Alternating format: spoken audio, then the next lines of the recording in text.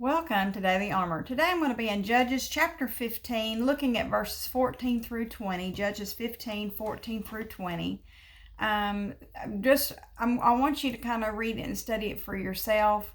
So I'm not going to be giving you a lot of information. I'm still pondering on it. I'm going to go back. My pastor preached this just a few weeks ago out of Judges chapter 15, and I feel like I need to go back and re-listen to that message, find my notes, look at my notes. He did go over it with me last night. I was like, this is coming up in my devotion, and you just preached this, and I can't remember what I need to grab from it.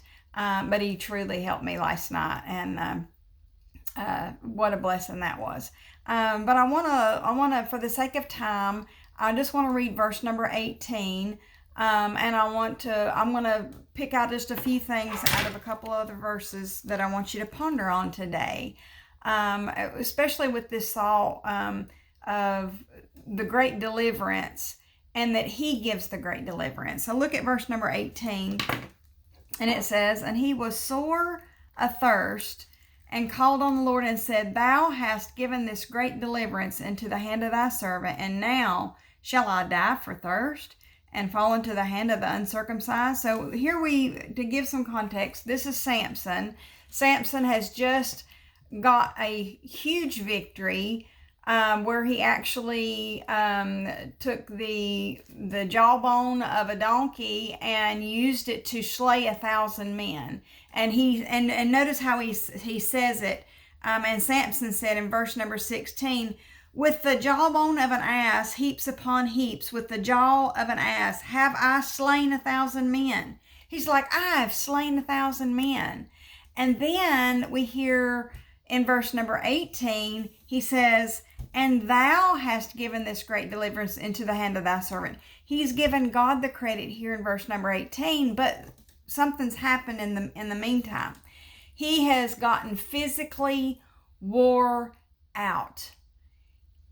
The Lord used him greatly. It even says that the Spirit of the Lord came upon him. If you look up verse number 14, "And when he came unto Lehi, and the Philistines shouted against him, and the Spirit of the Lord came mightily upon him."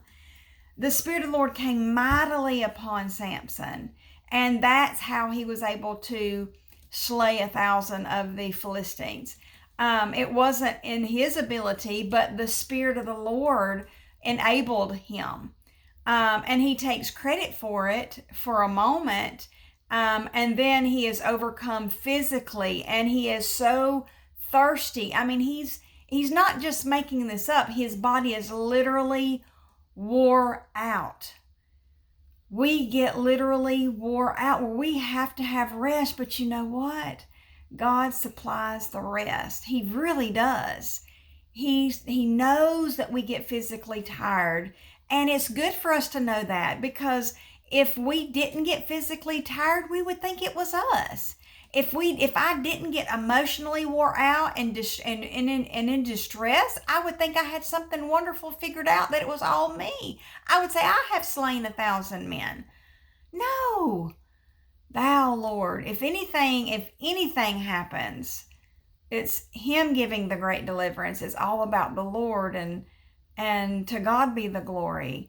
The Lord is the one who gives the great deliverance. And when we get physically tired, emotionally tired, spiritually weak, that's the saying, you don't have it figured out, get back in that word. Get back in that word. You don't have anything figured out. The more that I get in here, the more it exposes me to the fact that I need him. I can't even walk without him holding my hand. I cannot even walk without him holding my hand. And to God be the glory, the great things he hath done. Thank you for joining me. I look forward to seeing you again soon.